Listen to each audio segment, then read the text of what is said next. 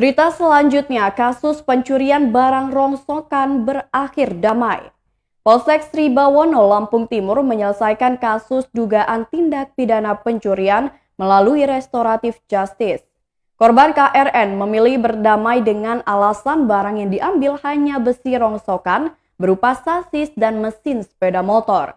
Karena korban tidak mau buat laporan ke polisi, akhirnya kasus tersebut diselesaikan melalui jalur rembuk pekon atau restoratif justice yang dilaksanakan di Polsek Sri Bawono pada tanggal 23 Desember 2021. Pencurian berawal saat 7 orang terduga pelaku mencuri barang rongsokan berupa besi sasis dan mesin sepeda motor. Mereka diamankan warga bersama petugas Polsek Sri Bawono. Saat dipertemukan dengan pelaku, korban tak mau membuat laporan polisi. Tetapi korban KRN tidak mau membuat laporan polisi dan memilih jalur perdamaian dengan 7 orang yang diduga sebagai pelaku.